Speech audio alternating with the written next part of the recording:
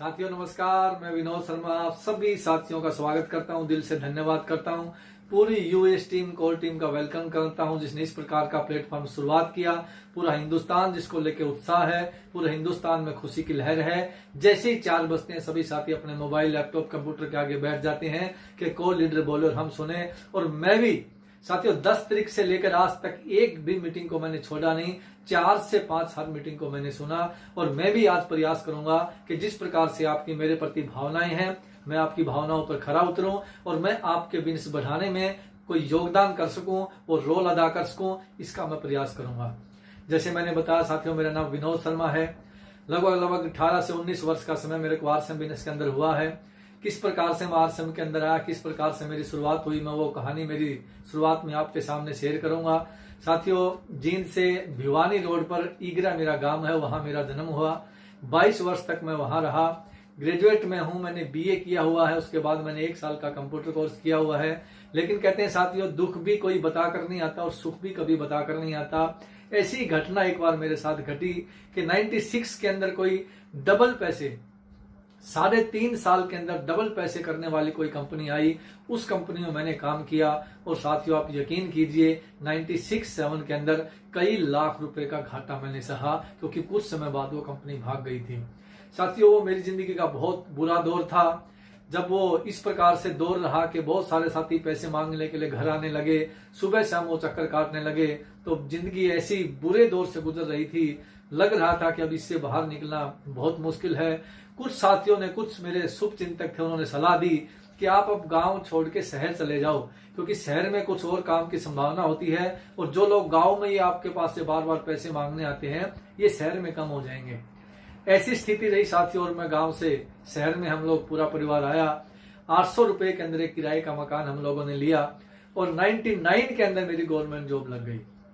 Government job लगी तो मुझे लगा था कि यार गवर्नमेंट जॉब लगी, अब तो मैं सब कुछ कर दूंगा, मेरे सारे सपने पूरे हो जाएंगे।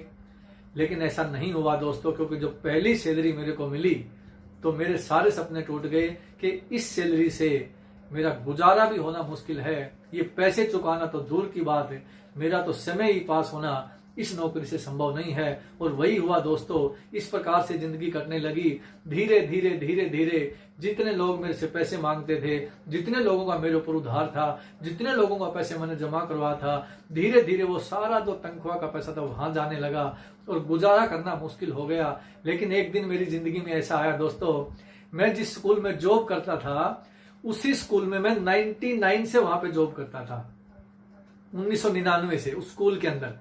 तो ऐसा हुआ 2000 के अंदर एक ऐसे शख्सियत की ट्रांसफर होके वहां पे आई। मुझे आज भी याद है, लाल सी बाइक पे वो शख्सियत आया और आते वो मेरे ऑफिस में आए, ऐसे ऐसे मैंने को ज्वाइनिंग करना है, मैं वहां से आया हूं, मैं मैथमेटिक्स का लेक्चरर हूं और श्रीचंद अत्री मेरा नाम है। साथियों 2000 के अंदर वो शख्सियत मेरी जिंदगी में आए, उन्होंने उस स्कूल के अंदर नौकरी ज्वाइन की और 2000 से लेकर हम लोग 2001 तक साथ में वहां पे रहे। और जैसे ही 1 साल ये हुआ, 2001 आया, तो मैं किसी ऐसी कंपनी के इंतजार में था, ऐसे किसी काम के इंतजार में था जहां से मेरे को ज्यादा पैसा मिले, क्योंकि मैं कर्ज में डूबा हुआ था, वो पैसा मेरे को उतारना था। जब मैं उस काम के इंतजार में था तो एक कंपनी आई थी, आप सभी को पता होगा, जापान लाइफ इंडिया। 2001 की बात है साथियों, जापान लाइफ इंडिया कंपनी को देखने के लिए मैं 2 बार दिल्ली गया और मैं प्रभावित हुआ और मुझे लगा कि जो मेरा कर्जा है ये कंपनी उतार सकती है। मैं वापस आया। अत्री साहब मेरे बहुत अच्छे मित्र बन चुके थे। जैसे उनका पीरियड खाली होता था, हम दोनों एक साथ बैठ के चाय पीते, बातचीत करते और इसी प्रकार से स्कूल का समय चला जाता, घर आ जाते। और जैसे ही मैं दिल्ली से जब वो कंपनी का प्लान देख के आया तो मैंने अत्री साहब को बोला कि साहब ऐसा प्लान मैं देख के आया हूं, अब तो बहुत बढ़िया कंपनी है वो, बस आप 1 लाख रुपए तैयार कर लो और अब तो अपना बिजनेस चलेगा और सारा मेरा कर्ज उतर जाएगा और अपने सारे सपने पूरे हो जाएंगे। साथियों, अत्री साहब से इस प्रकार की बात कर ही रहा था। 4 दिन 5 दिन बीते, अचानक अत्री साहब मेरे पास आते हैं, कहते यार तू 1 लाख रुपए की बात कर रहा था, 1 लाख छोड़ तू 1000 रुपए तैयार कर, ऐसी कंपनी कोई आई है। मैंने कहा सर कमाल की बात है, 1 लाख रुपए कहां, 1000 रुपए, ऐसी कौन सी कंपनी आई है? बोले हाँ 1000 रुपए तू तैयार कर, 1000 रुपए में काम चल जाएगा। थोड़ा बहुत वो 1200-1300 ऐसी कुछ बात कर रहे थे, यानी कि नियर अबाउट 1000 रुपए की उन्होंने मेरे सामने बात की। मैं खुश हुआ, 1 लाख कहां 1000, अगर 1,000 रुपए से कोई बिजनेस चलता है, 1,000-1,200 से कोई बिजनेस चलता है, तो ये तो बहुत बढ़िया है, मैं तो इसमें बहुत आगे निकल जाऊंगा। 1,000-1,200 तो कुछ बात ही नहीं है, कहाँ 1 लाख रुपए। तो मैंने कंपेरिजन किया बार बार 1 लाख रुपए से। और जैसे ही इस प्रकार 4-5 दिन बीते, अत्री जी मेरे को बोलते कि एक मीटिंग हाउस में चलेंगे, एक मीटिंग हाउस में चलेंगे। साथियों, जब वो मीटिंग की बात आती तो लगभग मैंने भी ये किया, सर कल चलेंगे कल चलेंगे, और कल करते करते 5-6 दिन बीत गए। और 5-6 दिन बाद एक मीटिंग में हम लोग गए, जींद के स्कीम नंबर 6 के अंदर, एक किसी शॉप के अंदर वो मीटिंग थी, छोटी सी मीटिंग थी, 8-10 लोग वहां पे थे। वहां पे उन्होंने पूरा प्लान बताया, और वहां पे एक चीज उन्होंने बताई कि 5 साल वो कर रहे थे, 5 साल, 5 years, 5 साल वो बात कर रहे थे कि 5 साल आपको देने हैं, 5 साल आपको देने हैं। मैंने कहा 5 साल की क्यों बात कर रहे हैं, 4 की 6 की क्यों नहीं कर रहे। 5 साल बाद आपकी जिंदगी बदल जाएगी, इस प्रकार से उन्होंने एक प्लान दिखाया। कंज्यूमर, रिटेलर, इस प्रकार से होलसेलर, जो अपना प्लान है वो उन्होंने प्लान दिखाया। जितना मेरे को समझ में आया मैंने उस प्लान को समझा। लेकिन मेरे को एक चीज वहां पे समझ में आई कि यार इनका प्लान सही है, और जो ये इनकी कंपनी है वो भी सही है, क्योंकि ज्यादा पैसा लेते नहीं, नुकसान होने का खतरा ही नहीं है। क्योंकि कहते हैं ना, जो आदमी पहले डरा हुआ होता है वो किसी भी काम को देखता तो वो डर जाता है। तो वही मेरे को पहले वाला जो भय था वही सता रहा था कि किस प्रकार से मैं और ना डूब जाऊं। लेकिन वो खतरा था ही नहीं, क्योंकि कंपनी अगर 1200-1300 रुपए ले रही थी, उसके बदले में कपड़ा दे रही थी। मैं बाहर निकला, अत्री साहब को बोला, सर ये काम करेंगे, बिल्कुल करेंगे, ये प्लान भी सही है, इसमें तो करना ही कुछ नहीं। बीच वाले लोग निकल गए और सीधा कंपनी से सामान लेना है। तो अत्री साहब बोले बिल्कुल सही है। शुरुआत की, हम लोगों ने शुरुआत की, और धीरे धीरे जब उस मीटिंग में, सच्ची एक बात और मैं बताता हूँ आपको, शेयर करता हूँ, 5 साल वाली बात फिर मैंने अत्री साहब से पूछी कि सर ये 5 साल वाली बात बताओ, 5 साल क्या है। तो बोले 5 साल जैसे कोई कोर्स होता है, जैसे आपने ग्रेजुएशन की होगी 3 साल में की होती, MBBS की है वो 5 साल की होती है, लॉ का कोर्स होता है वो 3 साल का होता है। इसी प्रकार से ये भी एक कोर्स है जो 5 साल में होता है। मैंने कहा सर बिल्कुल मैं इस कोर्स को करूंगा, और ये तो मैं बहुत सारे लोगों को ज्वाइनिंग करवा दूंगा, ये तो आसान है, रुपए 1,000-1,200 लगते हैं, उसके बदले में 3 पैंट और 3 शर्ट का कपड़ा मिल जाता है। साथियों, हमने उसी वक्त फॉर्म लिया, मैंने फॉर्म साइन किया, उसको भरा और काम करना शुरू कर दिया। लेकिन जैसा सोचा था दोस्तों वैसा हुआ नहीं। मैं ये समझ रहा था कि मैं तो जिसके पास जाऊंगा ज्वाइन कर लेंगे, कोई दिक्कत नहीं आएगी। लेकिन ऐसा नहीं हुआ दोस्तों। जिसके पास मैं गया, क्योंकि एक तो मेरी उम्र छोटी थी, 24 साल की उम्र थी मेरी 2001 में जब मैंने आश्रम की शुरुआत की। तो जब मेरी उम्र छोटी थी तो उम्र को देखते हुए, साथ ही विश्वास नहीं, कुछ मेरा पुराना जो काम था जिसमें मैंने पैसे लगवाए थे वो कंपनी भाग गई थी, वो चीज मेरे साथ बहुत लंबी चली। जिसके पास मैं जाता वही बोलते अच्छा आप फिर आ गया, उसमें तो उसके पैसे लुटवा दिए, इसमें उसके पैसे लगवा दिए, इस प्रकार की कहानी आज फिर। साथियों, लेकिन फिर भी मैंने हिम्मत नहीं आ रही, बार बार अपलाइन के साथ, बार बार अत्री साहब ने बहुत बड़ा मेरा सपोर्ट किया, दिल से सपोर्ट किया। जब भी मैं गिरता अत्री साहब मुझे सामने मिलते और मुझे उठा लेते, और वहीं पर वत्स साहब होते, उन्होंने भी बहुत बड़ा सपोर्ट किया। लेकिन जो आपकी नियरेस्ट अपलाइन होती है फिर भी वो आपका ज्यादा, उसका रोल ज्यादा होता है। तो अत्री साहब का मेरी जिंदगी में बहुत बड़ा रोल रहा, और देखते ही देखते 4-5 ज्वाइनिंग उस महीने मैंने करवाई। 637 रुपए का मेरा पहला चेक आया। जब पहला चेक आया तो मैं बड़ा खुश हुआ, यार 637 रुपए का चेक आया। ऐसे नहीं आते थे चेक कि अभी ऑनलाइन ट्रांसफर होगा, ये नहीं था, एक स्टेटमेंट आती थी। वो स्टेटमेंट रखिए, मैं दिखाऊंगा आपको, देखिए किस प्रकार से ये मेरी पहले चेक की स्टेटमेंट आई थी। 637 रुपए की मेरी ये पहली स्टेटमेंट आई थी। स्टेटमेंट होती थी, इसके अंदर एक चेक होता था, स्टेटमेंट के साथ वो चेक आता था, और वो चेक बैंक में लगाता था, तब वो कैश होता था, तब अपना पैसा वापस आ जाता था। तो ऐसे समय के अंदर, लेकिन फिर बात आती, लोगों के पास जाते, क्या ये तो कपड़ा है, ये क्या काम आएगा, एक बार पहन लिया फिर आगे इसका क्या करेंगे, ये तो आगे काम ही नहीं आएगा, कपड़ा ससुराल से आ जाएगा। हम एक एग्जाम्पल देते थे कि ससुराल का कपड़ा पहन के कोई अमीर नहीं हुआ, और आश्रम का कपड़ा पहन के सैकड़ों लोग अमीर हो गए। ये आज भी एग्जाम्पल मेरे को याद है, ये एग्जाम्पल हम देते थे, और ये बड़ा अच्छा रहता था, गले को सामने वाले को बहुत अच्छा लगता था। बात तो सही यार, ससुराल से कपड़ा, बहुत सारे लोग कहते थे यार पैंट शर्ट तो मेरी ससुराल से आ जाती है। तो भी इस प्रकार से लोगों को मोटिवेट करते थे। 637 रुपए का चेक आया, खुशी हुई, मैं लोगों को चेक दिखाने लगा, कुछ और लोगों के साथ जाते, जैसे ही साथियों आगे की आगे प्लान दिखाते तो बहुत सारे चैलेंज भी आते, बहुत सारा सुनने को मिलता, बहुत सारी, जैसे आप सभी फील्ड में जाते हैं जो चैलेंज आते। लेकिन साथियों आज वो चैलेंज नहीं है जो पहले चैलेंज थे। आज से बिजनेस बहुत आसान है। जो कहते हैं सर आज मुश्किल है, आज मुश्किल नहीं है दोस्तों। मुश्किल तो तब था जब केवल एक कपड़ा था, गत्ते के डिब्बे के अंदर 3 पैंट और 3 शर्ट थे। कंपनी देखने भीलवाड़ा जाओ, मैन्युफैक्चरिंग भीलवाड़ा, सब कुछ भीलवाड़ा, जो भी कुछ हो भीलवाड़ा, भीलवाड़ा के अलावा कुछ भी नहीं था। तो साथियों मुश्किल तो तब था, लेकिन कहते हैं कि अगर कोई भी काम मुश्किल हो, अगर आपको आसान करना हो तो आपके सपने बड़े कर लीजिए। मैंने मेरे सपने बड़े कर लीजिए किए, क्योंकि मेरे पास एक उद्देश्य ये था कि मेरे को मेरा कर्ज उतारना है। मेरा जो लोगों का कर्ज चढ़ा हुआ है वो मुझे उतारना है। वो नौकरी से मैं नहीं उतार सकता था, और मेरे कुछ सपने भी थे कि यार मुझे कम पैसे के अंदर गुजारा नहीं करना। मेरे पास इतना पैसा हो, मैं इधर हाथ डालूं तो पैसा होना चाहिए, इधर हाथ डालूं तो पैसा होना चाहिए। ये जो गरीबी का जीवन है ये बार बार मरना पड़ेगा, और अमीरी का जीवन जीने के लिए एक बार मरना पड़ेगा। ये बात मैंने सीखी साथियों। सफर चलता गया। पहला महीना जैसे मैंने बताया उसी प्रकार से दूसरा महीना, दूसरे महीने मेरा चेक नहीं आया। पहले महीने 637, दूसरे महीने चेक नहीं आया।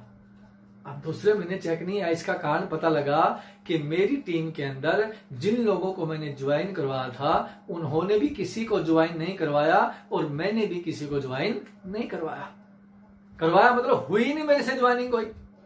अब मैं अत्री साहब से फिर मिला। अब क्योंकि अत्री साहब से मिलना मेरे इजी इसलिए था कि हम एक ही स्कूल में रहते थे साथियों। 6 साल अत्री साहब और मैं एक ही स्कूल में रहे। 2000 से लेकर 2006 तक अत्री साहब और मैं एक ही स्कूल में रहे, इसलिए मुझे अपलाइन का स्कोर थोड़ा सा ज्यादा मिला, क्योंकि अपलाइन मेरे साथ ही रहते थे। सुबह स्कूल में साथ रहते थे, शाम को हम लोग प्लान दिखाने जाते थे। फिर मैंने क्या किया, जब मेरे से ज्वाइनिंग नहीं हुई तब मैंने कहा सर अत्री सर आप मेरे साथ चलना पड़ेगा, ऐसे मेरे से ज्वाइनिंग नहीं हो रही।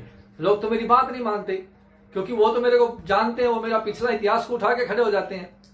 अब थर्ड पार्टी अप्रोच, हर कहानी में आप साथियों मैसेज साथ के साथ आप मैसेज ढूंढते जाइए। थर्ड पार्टी अप्रोच, मेरी अपलाइन मेरे साथ गई। जैसे जैसे मेरी अपलाइन साथ जाती मैं चुप, मेरी अपलाइन बोलती। सारे सवालों का जवाब मैं चुप, मेरी अपलाइन देती। अब जब इस प्रकार से मेरी अपलाइन बात करती रही, मैं चुप रहता रहा, तो मुझे लगा अब तो ये काम आसान हो गया, अब तो चुप रहने से चलेगा, ये बोलना ही नहीं अपने को। तो साथ ही इस प्रकार से 2, 3, 4 महीने चलते गए। कभी 700 कभी 800 इस प्रकार से चेक आता चला गया। अब इस प्रकार का साथियों जब चेक आता चला गया तो काफी मोटिवेट मिलता, लेकिन मैं इंतजार कर रहा था कि बड़े चेक कब आएंगे। अब साथियों मैंने जींद शहर के अंदर में रहता हूं, तो साथियों जहां आदमी रहता है वहीं पे अक्सर वो ज्वाइनिंग करता है। अब मेरा बिजनेस 5000 से लेकर 10,000, 20,000 इस प्रकार से ग्रो करने लगा। थोड़ा थोड़ा आगे वो बढ़ने लगा, थोड़ी थोड़ी यानी 500, 1000, 1200 इस प्रकार की इनकम बढ़ने लगी। और जब इसकी बड़ी इनकम की बात आती तो अत्री साहब ने मेरे को एक बार बोला कि मैं आपके साथ बहुत ज्यादा अब ऐसे नहीं चल सकता, आपको खुद प्लान दिखाना पड़ेगा, खुद आपको आगे आके बोलना पड़ेगा। अब बोलना मेरे लिए इतना मुश्किल था, स्टेज पे खड़ा होना या 4 आदमी को प्लान दिखाना। मैं एक एक आदमी को 1 to 1 प्लान दिखाने में तो मैं मास्टर था, लेकिन 4-5 आदमियों के सामने खड़े होकर प्लान दिखाने में मेरी हालत खस्ता हो जाती थी। अब मेरे लिए बहुत मुश्किल काम था। लेकिन कहते हैं कि साथियों अगर कोई काम आपको मुश्किल लगता हो तो आप उस काम में कूद जाइए, बार बार उस काम को कीजिए, और बार बार आप उस काम को करते हैं तो वो काम करने की आपकी आदत बन जाती है। आपका डर भाग जाता है, आपका जो उस काम को करने के पीछे आपका भय था वो भाग जाता है, वो खत्म हो जाता है। और जब भय खत्म हो जाता तो वो काम आपके लिए आसान हो जाता है। तो साथियों जिस काम से मैं इतना ज्यादा डरता था, धीरे धीरे उस काम का भय मेरे से खत्म होने लगा, वो डर मेरे से दूर भागने लगा। और जैसे ही डर भागने लगा तो साथियों फिर तो मैंने इतनी रफ्तार से प्लान दिखाए, 4 आदमी, 5 आदमी, फिर मैं जींद से कभी करनाल, कभी कुरुक्षेत्र, कभी 50 किलोमीटर, कभी 100 किलोमीटर, इस प्रकार से इतनी अंधाधुंध तरीके से साथियों मैंने काम किया।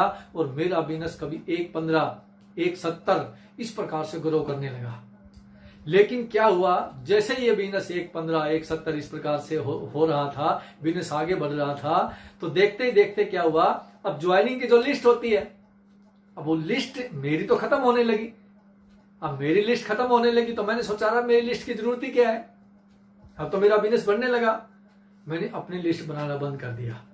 अपनी लिस्ट बनाना बंद इसलिए भी कर दिया क्योंकि मेरी जो लिस्ट थी, खुद की लिस्ट थी, उनके प्रति मेरे बारे में जो धारणा थी वो ये थी कि यार इस व्यक्ति ने पहले ही बहुत सारे पैसे लगाए हैं, इस व्यक्ति ने पहले ही बहुत सारे लोगों का नुकसान किया है और ये आगे भी बहुत सारे व्यक्तियों का नुकसान करेगा, इसके साथ फंसना सही नहीं है। इसलिए जो मेरे प्रति धारणा थी, इसलिए मैंने लिस्ट बनाना खत्म कर दिया। लिस्ट बनाने के बारे में मैंने सोचा इसको बाद में देखेंगे, मैं अभी तो लोगों के साथ काम करूंगा, और अपनी लिस्ट बनाना मैंने ना के बराबर कर दिया।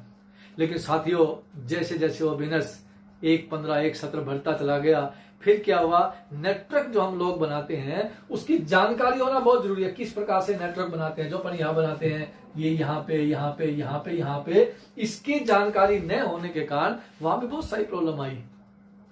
किसी को कहीं लगा दिया, रिश्तेदार को कहीं लगा दिया, मित्र को कहीं लगा दिया, दोस्त को कहीं लगा दिया, उसकी जानकारी को दूसरी तरफ लगा दिया, उसके जानकारी को दूसरी तरफ लगा दिया।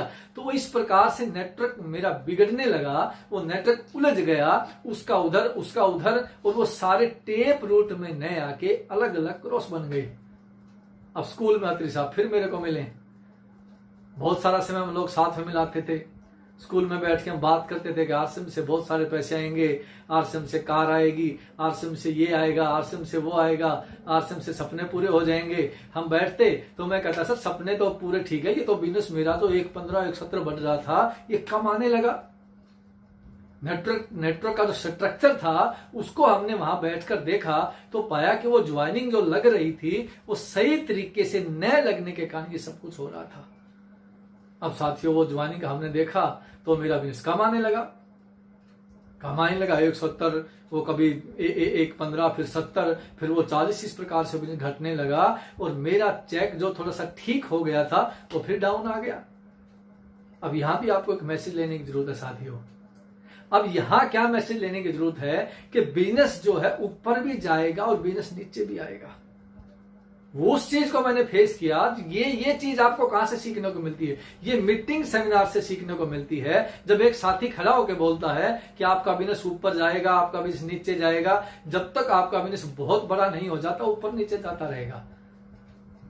तो मेरा बिजनेस ऊपर नीचे गया, मैं भी घबराया, हर व्यक्ति घबरा जाता है, लेकिन घबराने तक तो ठीक है, कई व्यक्ति छोड़ के चले जाते हैं, क्विट कर देते हैं। ये बिल्कुल सही नहीं है साथियों।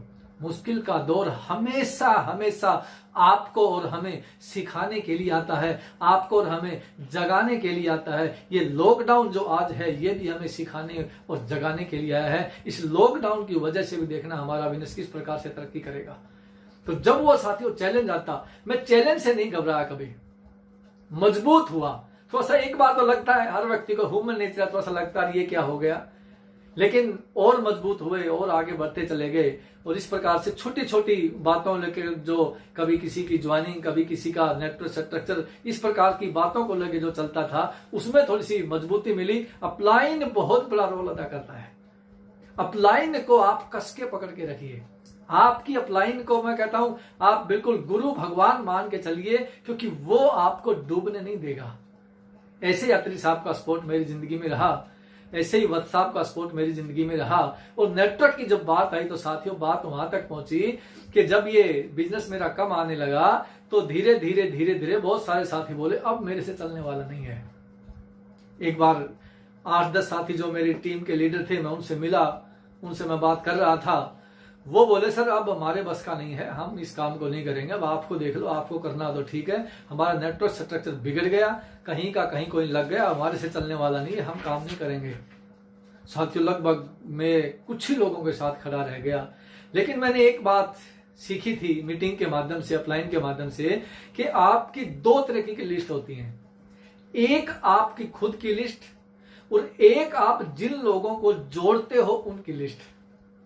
और साथियों प्रहलाद सर की मैंने मीटिंग देखी थी, प्रहलाद सर ने भी यही बात बोली थी, आपको याद होगा कि लिस्ट पे जो आपकी टीम की लिस्ट है वो भी तो आपकी लिस्ट है। और बिल्कुल जो प्रहलाद सर ने बोला था मैंने वही किया था कि मैंने अपनी लिस्ट की बजाय फिर लिस्ट की लिस्ट पे काम करना शुरू कर दिया। और एक आदमी ने मेरे को एक डायरी में लिख के दिया कि ये फरीदाबाद का एक एड्रेस है, ये DR कथुरिया है, मैं तो बिजनेस को नहीं करूंगा, अगर आपको बिजनेस करना हो तो आप इस जगह चले जाइए। वो साथी अगर बिजनेस कर ले तो आपकी बात बन सकती है। साथियों मैं तो चाहता यही था कोई एड्रेस मिले और मैं उसको करूं और उस पर जाऊं मैं किस प्रकार से किस प्रकार से उसको मैं अपनी टीम को आगे लेके जाऊं। मैं तो चाहे ही यही रहा था और वही हुआ। साथियों, मैंने क्या किया कि संडे के दिन, क्योंकि मैं नौकरी करता था, गवर्नमेंट जॉब थी मेरी, एजुकेशन डिपार्टमेंट के अत्री साहब के साथ, जैसे मैंने बताया, एक स्कूल में नौकरी करते थे। और मैं साथियों बीच में आपको यह भी बात बताऊं कि बहुत सारे लोग ये कहते हैं मेरे पास तो समय नहीं है, मेरे पास समय नहीं है। साथियों, समय हमारे पास भी नहीं था, समय मेरे पास भी नहीं था। नौकरी के साथ साथ हमने उस समय को मैनेज किया। छुट्टी के बाद हम लोगों ने सारे का सारा, जो आज तक जिस प्रकार से अपने साथ जो अपनी टीम है, सारे की सारी हम लोगों ने उसको पार्ट टाइम मैनेज किया। 2006 तक पार्ट टाइम करते करते मैंने अपने बिजनेस को उठाया। तो समय उसके पास नहीं होता जिसके पास सपने नहीं होते। जिसके पास सपने होते हैं उसको समय कभी भी कुछ नहीं कहता। आपके सपने बड़े होने चाहिए। आपके सपने अगर बड़े हैं तो समय कभी भी आपके लिए मुसीबत खड़ा नहीं हो सकता। वही आपको तंग करता है कि आपके जब सपने छोटे होते हैं तब आपके लिए मुसीबत बड़ी हो जाती है, और आपके सपने बड़े होते हैं तो आपकी मुसीबत छोटी हो जाती है। साथियों, बाहर अक्सर मैं मेरी जिंदगी में अगर किसी दिन का महत्व बताऊं, साथियों सबसे बड़ा महत्व मेरी जिंदगी में संडे का रहा है। संडे की वजह से हम लोग यहां पहुंचे हैं। संडे को हम लोग करनाल जाते थे, संडे को हम लोग 50 किलोमीटर 100 किलोमीटर दूर संडे को जाते थे, और जब उस व्यक्ति ने एड्रेस दिया तो मैं ठीक संडे को फरीदाबाद पहुंच गया। अब यहां पर भी एक मैसेज लेने की जरूरत है। बहुत सारे साथी क्या करते, बहुत सारे साथी इस जगह पर ये करते कि पहले वो उससे बात करते, या आज भी किसी के सामने यही स्थिति हो तो बहुत सारे साथी ऐसे करेंगे, पहले उस साथी से बात करेंगे, सर ऐसे ऐसे बिना समय आऊं, वो तो उस पर डिपेंड करता है क्या बोलेगा। आऊं भी बोल सकता है और नहीं आऊं भी बोल सकता है, आ जाओ भी बोल सकता है, मत आओ भी बोल सकता है, लेकिन मैंने ऐसा नहीं किया। मैं साथियों सीधे का सीधा फरीदाबाद पहुंच गया। फरीदाबाद जाके मैंने उस व्यक्ति को फोन किया। लैंडलाइन उस वक्त होते थे, मोबाइल वगैरह थे ही नहीं उस वक्त। लैंडलाइन से मैंने उस व्यक्ति को फोन किया। ये बात सर लगभग 2002 के शुरुआत की है। 2001 के अंदर तो हमने अपने जींद के आसपास शुरू किया था, और 2002 में जब पता लगा कि इस बिजनेस को बाहर ले, अगर आपको सुरक्षित रखना है, इस बिजनेस को सक्सेस रखना है, तो आपको बाहर निकलना पड़ेगा। और साथियों, फरीदाबाद जाके मैंने उस व्यक्ति को फोन किया।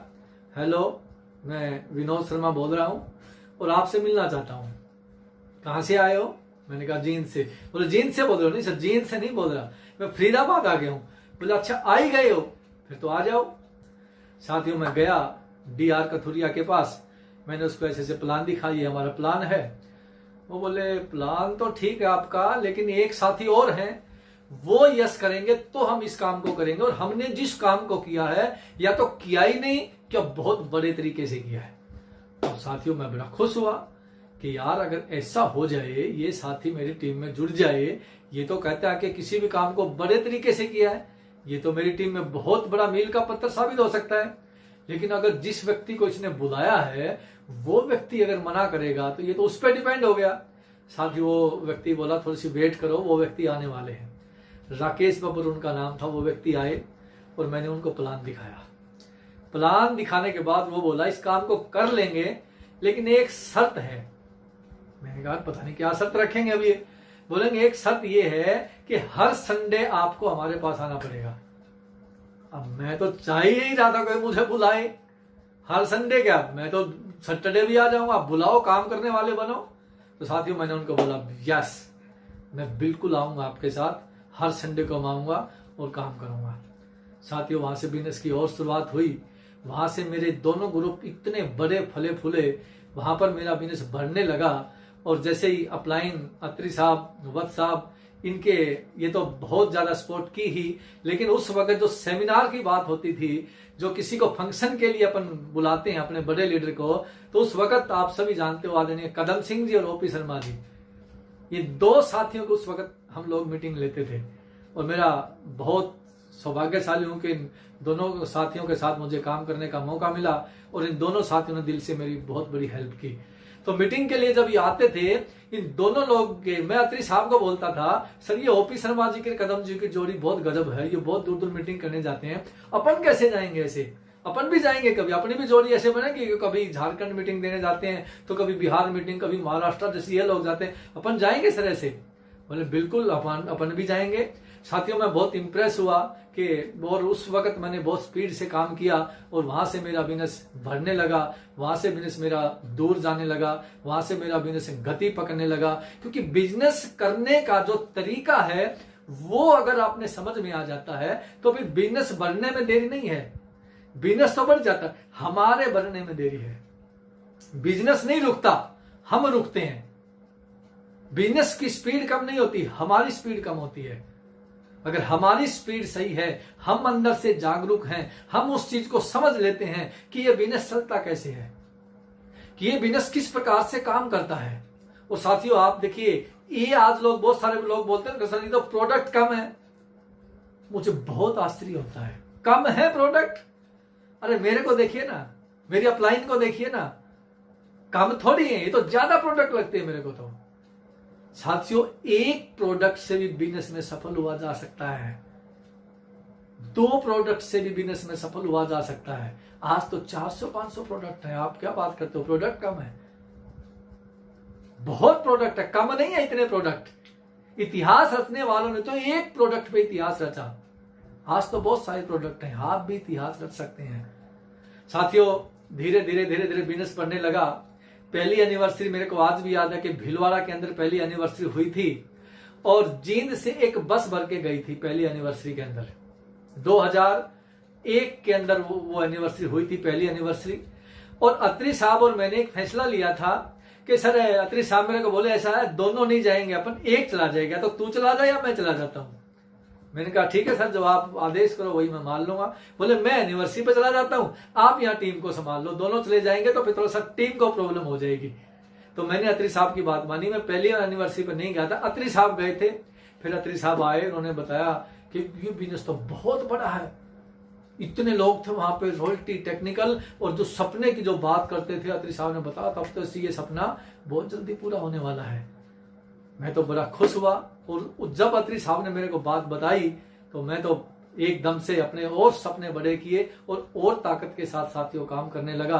और जब और ताकत के साथ काम करने लगा तो रिजल्ट भी और ताकत के साथ बनने लगे।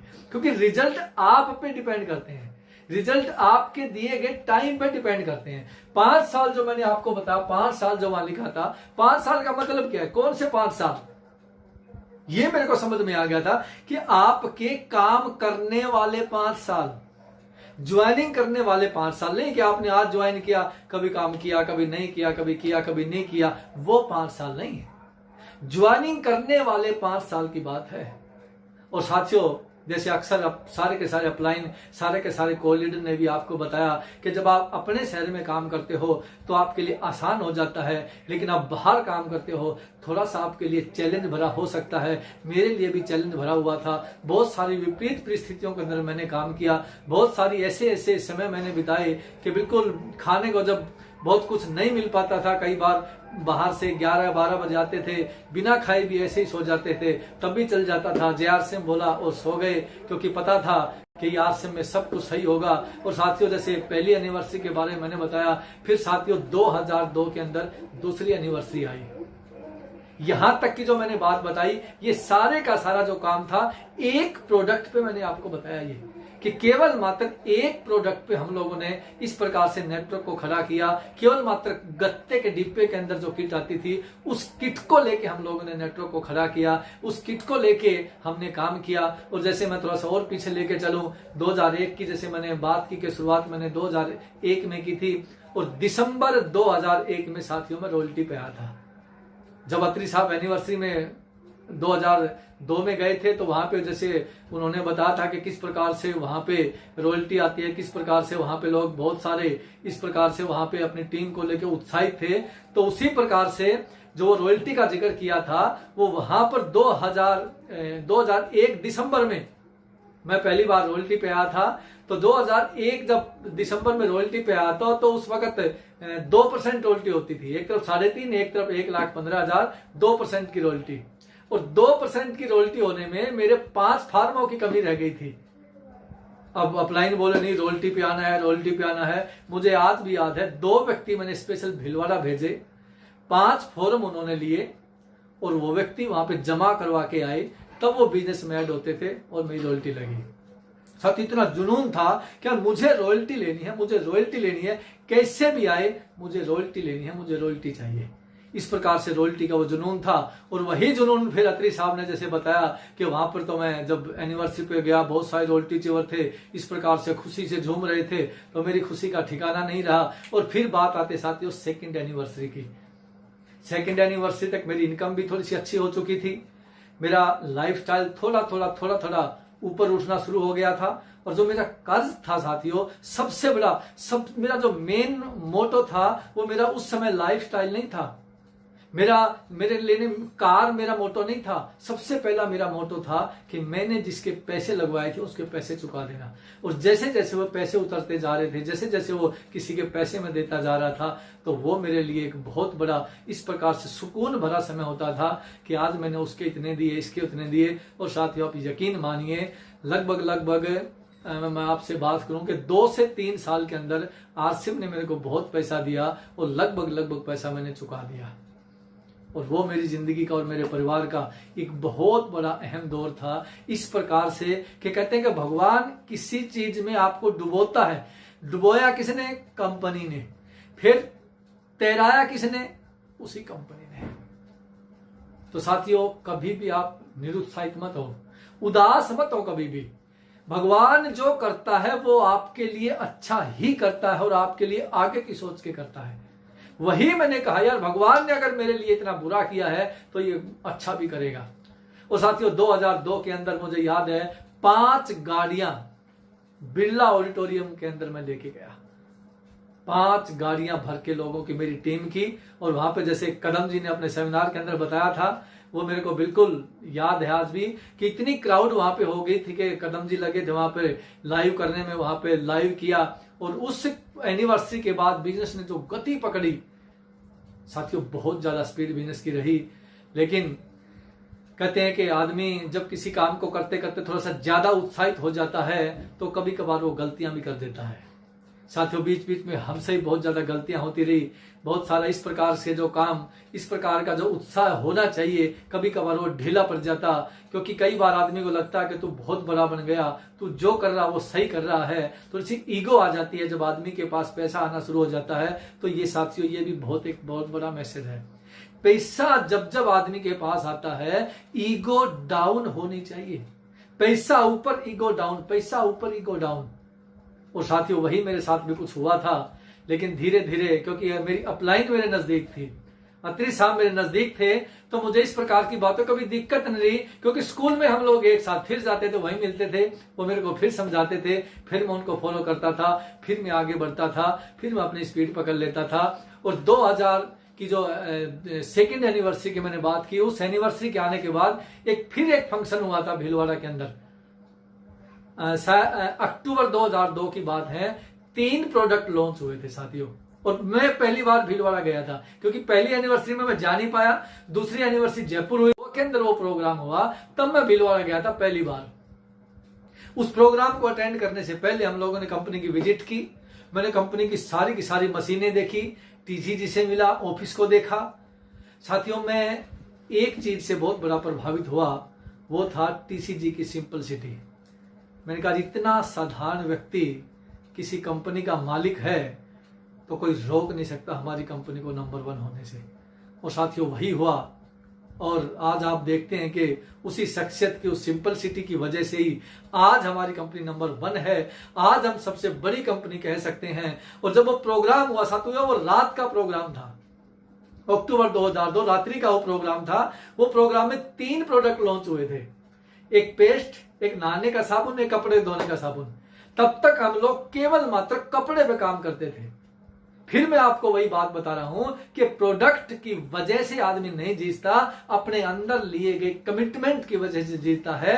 आपके काम की वजह से आप जीतते हैं। प्रोडक्ट तो बहुत ज्यादा हो सकते हैं, बहुत कम भी हो सकते हैं, लेकिन अगर आपने ठान लिया मुझे जीतना है तो आप जीत सकते हैं। और आपने मान लिया कि मैं जीत नहीं सकता तो फिर आप हार जाते हैं। ठान लो, मान लो तो जीत आपकी है। और हार जाओ, हार के बारे में सोचने लगे तो हार आपकी है। तो साथियों फिर इसी प्रकार से जब वो प्रोडक्ट आए साबुन और पेस्ट जब प्रोडक्ट आए साथियों, उनकी गुणवत्ता जो थी, वो क्वालिटी जो थी, वो उतनी अच्छी नहीं थी। हम क्या करते थे, जैसे वो साबुन आई, बहुत सारे लोग बोलते सर ये साबुन तो बहुत ज्यादा घिसती है। हम लोग बोलते थे, उनको मोटिवेट करते थे, ठीक है यार घिसेगी तभी तो वॉल्यूम बढ़ेगा और लेके आओगे। कोई साथी बोलता था सर ये तो घिसती नहीं है। हम बोलते थे अच्छी बात तो है, घिसती नहीं है तो कम लानी पड़ेगी। इस प्रकार से हम लोग उनको मोटिवेट करते थे। पेस्ट आई साथियों, पेस्ट बाद में निकलता, पहले पानी के वो ऐसे कैप सी बन जाती, पक पक पक वो निकलती थी पेस्ट से, 2-3 मिनट में जाके बाद में पेस्ट निकलती। लेकिन साथियों कहते हैं कि विजन अगर आपका क्लियर है, अगर आप दूरदृष्टि हैं, तो हमें पता था कि यार जब ये गत्ते के डिब्बे ने इतना बड़ा काम कर दिया तो ये 3 प्रोडक्ट आज कैसे भी हैं, आगे आने वाले समय में प्रोडक्ट बढ़िया भी आएंगे, ये अच्छे भी होंगे।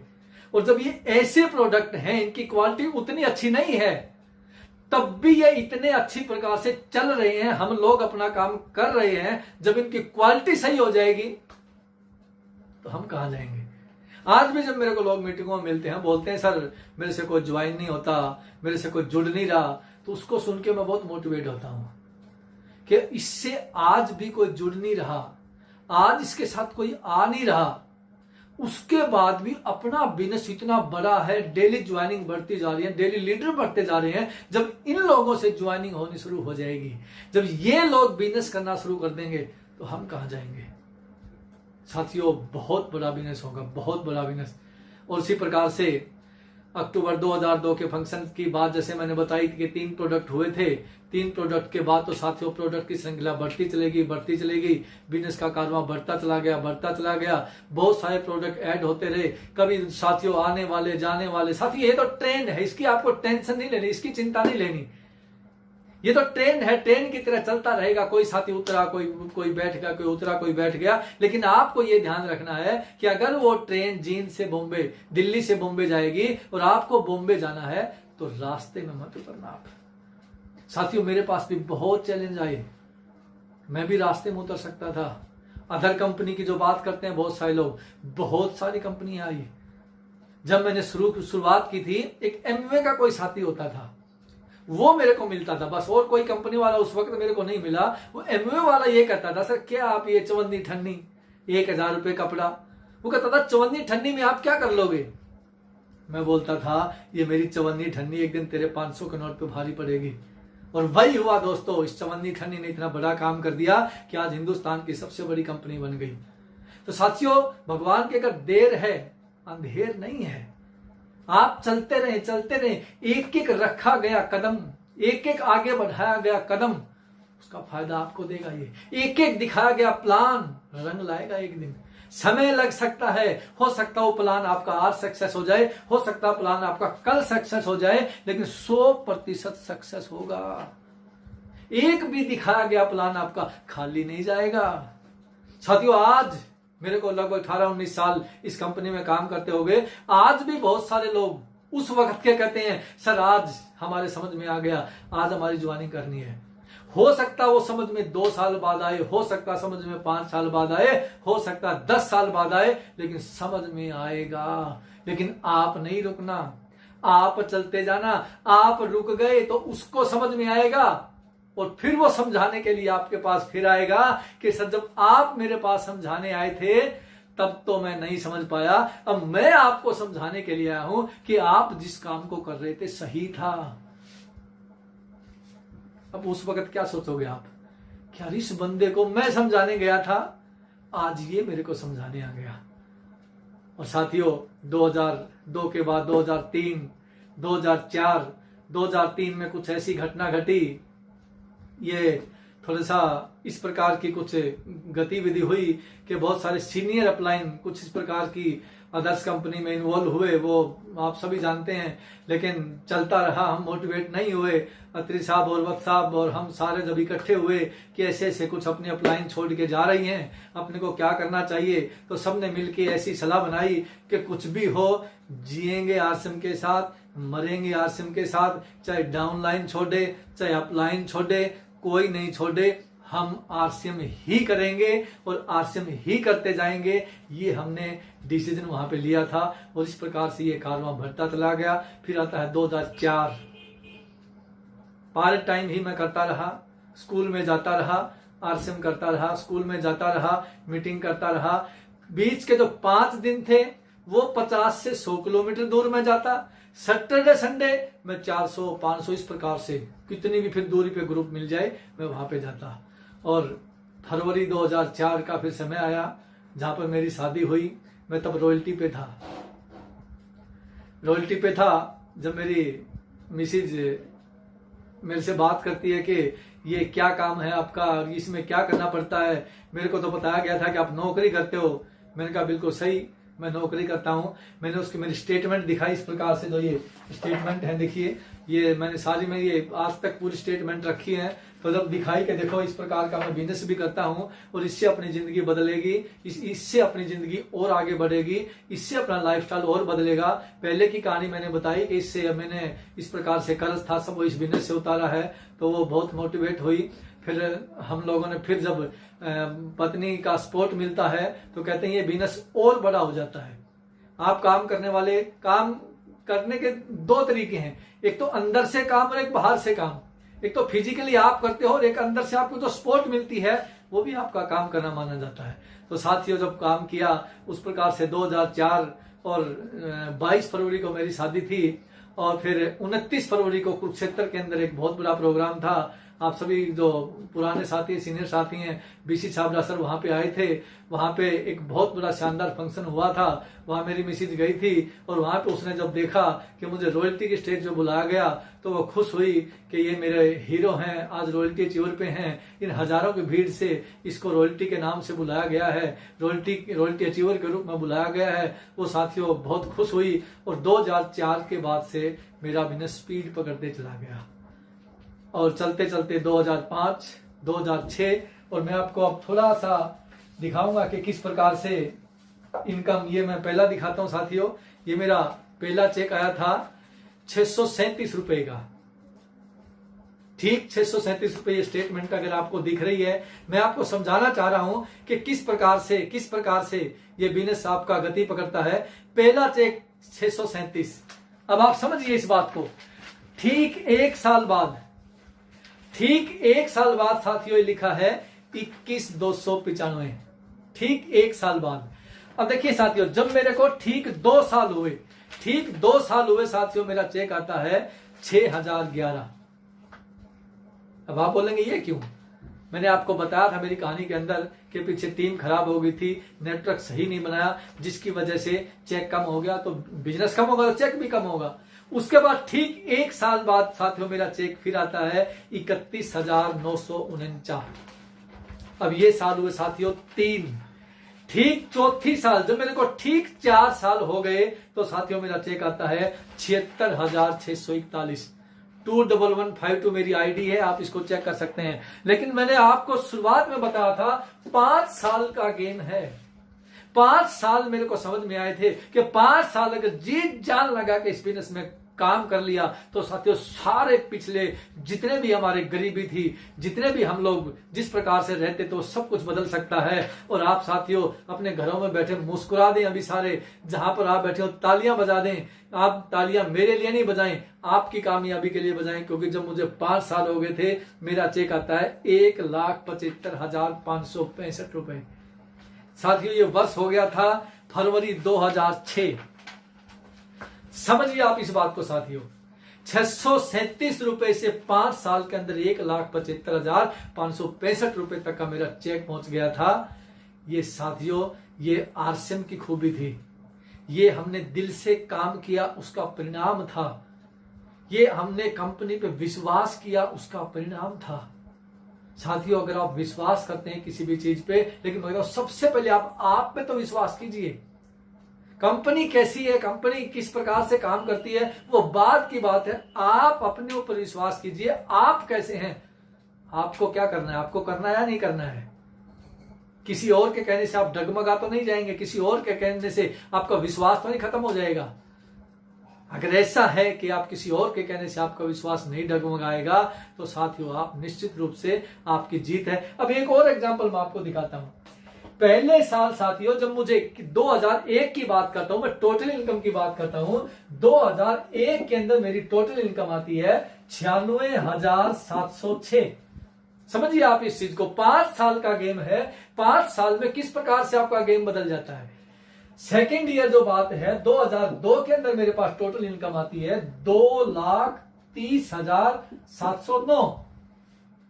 अब समझिए तीसरे साल जो मेरे पास इनकम आती है 2003 के अंदर 3,08,116 रुपए।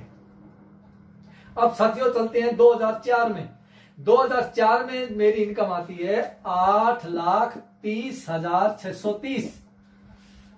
और साथियों जब मेरे 5 साल मुझे होते हैं साथियों मेरी इनकम आती है उस साल 16,13,410। अब इस बात को समझिए, यहां पे ये समझने की बात है। 5 साल का गेम इसीलिए कहते हैं कि 5 साल आपको रुकना होगा, 5 साल आपको टिकना होगा। अगर मैं पहले साल की इनकम देखता तो साथियों हो सकता मैं काम नहीं करता। मैं दूसरे साल की इनकम देखता तो हो सकता मैं काम नहीं करता। लेकिन मैंने 5 साल देखे कि 5 साल मुझे इस फील्ड में देने हैं। 5 साल का मेरा कोर्स और 5 साल का कोर्स मुझे कंप्लीट करना है। और 5 साल का कोर्स का कंप्लीट किए का आप साथियों देखिए। और पार्ट टाइम करते करते, उस वक्त मैं पार्ट टाइम काम करता था, अपने स्कूल में जाता था, अपना काम करता था और पार्ट टाइम करते करते साथियों इस प्रकार से अपने बिजनेस को खड़ा किया, इस प्रकार से अपने बिजनेस को बड़ा किया। साथियों आप भी कर सकते हैं, आप भी कर सकते हैं। आज तो बहुत सारे प्रोडक्ट हैं। डर किस बात का है, चैलेंज किस बात का है साथियों, प्रोडक्ट की कोई कमी नहीं है। इतने सारे प्रोडक्ट आज हैं साथियों हमारे पास। तो टाई अप भी बहुत सारी कंपनियां हैं। हमारे आसिम के अपने प्रोडक्ट हैं और खास बात देखिए सारे प्रोडक्ट कंपनी खुद बनाती है। और जितने भी हमारे टाई अप के प्रोडक्ट हैं साथियों, Harit Sanjeevani, Nutricharge, Good Dot, Health Guard, ये सारे प्रोडक्ट भी इस प्रकार के इनकी कंपनी के मालिक हैं। हम सबसे मिले हैं, बिल्कुल दिल से काम करते हैं। अब मैं साथियों थोड़ा सा आपको उसके बारे में बताता हूं। जो हमारे प्रोडक्ट हैं उसके बारे में भी आपको थोड़ा सा अवेयर होना पड़ेगा। जैसे साबुन, तेल, शैम्पू है। अब साबुन तो साबुन का काम करती है, तेल तेल का काम करते हैं, इसमें बहुत ज्यादा एक्सपर्ट हम हो नहीं सकते। लेकिन जो टाई अप के प्रोडक्ट हमारे, इस पे थोड़ा सा अपने को जागरूक होना पड़ेगा। टाई अप के प्रोडक्ट पे हमें क्यों जागरूक होना पड़ेगा, क्योंकि जितने प्रोडक्ट अभी, जैसे बहुत सारे लोग बोलते हैं सर मैं पढ़ा लिखा नहीं हूं, तो आप हरित संजीवनी पे काम कीजिए। पढ़ा लिखा नहीं हूं तो हरित संजीवनी पे काम कीजिए। थोड़े से ज्यादा पढ़े लिखे यानी कि 8-10 पढ़े लिखे हैं तो गुड डॉट हेल्थ गार्ड पे काम कीजिए। और थोड़े से और पढ़े लिखे हैं तो साथियों आप न्यूट्रिशन पे काम कीजिए। एक एक्सपर्ट पे आपको, एक प्रोडक्ट पे आपको एक्सपर्ट होना पड़ेगा। किसी भी प्रोडक्ट पे आप एक्सपर्ट हो जाइए ताकि आपका बड़ा वॉल्यूम आपको वहां से मिले। और बड़ा वॉल्यूम मिलेगा तो आपकी पिन जल्दी आएगी, आपकी रॉयल्टी टेक्निकल जल्दी आएगी। तो साथियों ये सिलसिला चलता रहा। और जैसे मैंने बताया था कि कुछ अपलाइन हमारी जब इस प्रकार से कहीं और इन्वॉल्व हुई तो साथियों 2 गई तो 2 वापस आ गई, 2 वापस फिर आ गए, जिनका मेरी जिंदगी में बहुत बड़ा रोल है। 2 का तो मैंने बता ही दिया। वैसे तो सभी का रोल होता है साथियों, एटमॉस्फेयर का रोल होता है, क्रॉस लाइन का रोल होता है, बहुत सारा रोल होता है। फिर भी साथियों अपलाइन तो अपलाइन है। अपलाइन तो अपनी बहुत बड़ी भगवान के रूप में होती है। अत्री साहब का जैसे मैंने बताया, उनका तो मैं जितना बखान करूं, मैं 1 घंटा का 2 घंटा भी बखान करता हूं तो भी कम है। वत्स साहब इतनी सिंपल पर्सनैलिटी, बहुत बड़ी सहायता उन्होंने मेरी की, बहुत प्यार मान सम्मान उन्होंने दिया, बहुत बड़ा रोल उनका रहा। और फिर साथियों 2 अपलाइन आई, आदरणीय मुकेश कोठारी सर और आदरणीय बीसी सर। और इतने मोटिवेशन के साथ बीसी सर का तो वो एक क्वालिस लेके चलते थे। वो बोलते थे 1 तारीख से मैं घर से निकलता हूं, 30 तारीख को जाता हूं। तो साथियों बीसी सर का मेरी जिंदगी में, मेरे बिजनेस में बहुत बड़ा रोल रहा। आदरणीय कोठारी सर का मेरे बिजनेस में बहुत बड़ा रोल रहा। और तमाम अपलाइन जिनका मैं नाम नहीं ले पा रहा हूं, जितनी क्रॉस लाइन जिनका मैं नाम नहीं ले पा रहा हूं, उनका भी बहुत बड़ा रोल रहता है। क्योंकि साथियों माहौल में अगर खुशबू होती है तो सबको खुशबू आती है, माहौल में बदबू होती है तो सबको बदबू आती है। तो साथियों इसी प्रकार से माहौल आपको बनाना है, इसी प्रकार से खुशबू वाला माहौल आपको बनाना है। खुशबू वाला माहौल बनेगा तो सबको खुशबू आएगी, बदबू वाला माहौल बनेगा तो सबको बदबू आएगी। तो साथियों 5 साल आज आप भी टारगेट बनाइए। आज 2020 है, मैं कहता हूं पिछला छोड़ दीजिए, आप फिर आगे आप 5 साल का टारगेट बनाइए और 2025 तक जो मैंने किया, आप नेगेटिव मत होइए। चैलेंज को आप मजबूती के साथ स्वीकार कीजिए और जब आप चैलेंज को मजबूती के साथ स्वीकार करते हैं, नेगेटिविटी को पार कर जाते हैं और फिर वो 5 साल आप काम करते हैं। साथियों 5 साल यूं मत गिनिए, आज ज्वाइन किया 1 महीना हो गया, 2 महीने हो गए, 1 साल हो गए, 2 ऐसे साल मत गिनिए। साल गिनने से थोड़ी, बच्चा स्कूल में जाए, काम नहीं करे, पढ़े नहीं और कहे मेरे को 1 साल हो गया, 2 साल, उससे क्या फर्क पड़ता है। काम करते करते वाले 5 साल हमने साथियों रेगुलर काम किया, रेगुलरिटी बनाई रखी, रेगुलर प्लान दिखाया। जैसे जैसे स्थिति आई वैसे वैसे, जैसे जैसे प्रोडक्ट थे वैसे वैसे प्रोडक्ट पे काम किया। एक प्रोडक्ट था तो एक प्रोडक्ट पे काम किया, 2 थे 2 पे किया। ये नहीं कि सर ये तो वो आ जाएगा तो मैं ये कर दूंगा, फला प्रोडक्ट आ जाएगा तो मैं ये कर दूंगा, वो नहीं कर दूंगा। नहीं, आज जो प्रोडक्ट है उस पर आपने क्या किया, आज पे डिपेंड करता है। आज जितने प्रोडक्ट हैं उस पे अगर आप काम कर सकते हो तो आपकी जीत पक्की है। प्रोडक्ट तो आएंगे साथियों, आप अपना नेटवर्क तो बढ़ाइए। आपके नेटवर्क में 1000 व्यक्ति हैं और 2 प्रोडक्ट और आ जाते हैं तो साथियों आपका बिजनेस कितना बढ़ जाएगा, उसी लेवल पे, उसी अनुपात में। लेकिन आपके नेटवर्क में 5000 लोग हैं, फिर 2 प्रोडक्ट आते हैं तो आपका बिजनेस कितना बढ़ जाएगा। लेकिन साथियों अगर आपके नेटवर्क में 10,000, 20,000, 50,000 लोग हैं, फिर 2 प्रोडक्ट आ जाते हैं, फिर आपका बिजनेस कितना बढ़ेगा। इसलिए आप प्रोडक्ट पे फोकस मत कीजिए, वो तो कंपनी का काम है, छोड़ दीजिए आप उसको। कंपनी देखेगी कितना प्रोडक्ट आएगा, कब आएगा, वो कंपनी देखेगी, आपका काम नहीं है। आपका काम है नेटवर्क बनाना, नेटवर्क बढ़ाना और नेटवर्क दौड़ाना। 3 चीजें मैंने बोली है, नेटवर्क बनाना, नेटवर्क को चलाना और नेटवर्क को दौड़ाना। पहले आप नेटवर्क बनाइए, फिर इसको चलाइए। गाड़ी चलती है ना, गाड़ी को स्टार्ट करते हैं धीरे धीरे, फिर गाड़ी चलाते हैं, फिर गाड़ी को दौड़ाते हैं। दौड़ाएंगे नहीं तो गाड़ी पहुंचेगी नहीं। ऐसे ही नेटवर्क में भी आपको सबसे पहले, आपको मैं लिख देता हूं, सबसे पहले आपको नेटवर्क बनाना है, फिर आपको नेटवर्क चलाना है, फिर आपको नेटवर्क दौड़ाना है। बनाने से बात नहीं बनेगी, चलाना पड़ेगा। चलाइए साथियों, काम कीजिए। साथियों गरीब आदमी के पास भी 24 घंटे हैं, अमीर आदमी के पास भी 24 घंटे हैं। क्या 24 घंटे बढ़ाए जा सकते हैं? क्या समय बढ़ाया जा सकता है? बढ़ाया जा सकता है। पता है कैसे समय बढ़ाया जा सकता है? सुबह आप उठते हैं 8 बजे, 6 बजे उठिए, कितने घंटे बढ़े? 2। आप सोते हैं 9 बजे, 11 बजे सोइए, कितने घंटे बढ़े? 2, बढ़ गए 4 घंटे। और आरसीएम में काम कितना करना है? 4 ही घंटे काम करना, लो आगे 4 घंटे। आप काम करने वाले बने साथियों, सब कुछ आपके साथ है, सारी स्थितियां आपके साथ हैं। आप काम करने वाले बनो, आपकी अपलाइन आपको गिरने नहीं देगी। हमारे कंपनी के मालिक जैसी शख्सियत के साथ हम लोग जुड़े हैं, आदरणीय टीसी छाबड़ा सर। साथियों बहुत बड़ी शख्सियत के साथ हम लोग जुड़े हैं, बहुत बड़ी पावर के साथ हम लोग जुड़े हैं, बहुत बड़ी ताकत के साथ हम लोग जुड़े हैं। वो हमें गिरने नहीं देंगे। 11 का वो समय आपने देखा होगा साथियों, एक सामान्य आदमी होता तो टूट जाता, लेकिन वो सामान्य आदमी नहीं है, वो साधारण आदमी नहीं है, असाधारण आदमी है। तमाम विपत्ति आने के बाद भी उन्होंने एक ही बात बोली कि आरसीएम के बिना तो मेरा परिवार रह ही नहीं सकता, आरसीएम के बिना तो मैं रह ही नहीं सकता।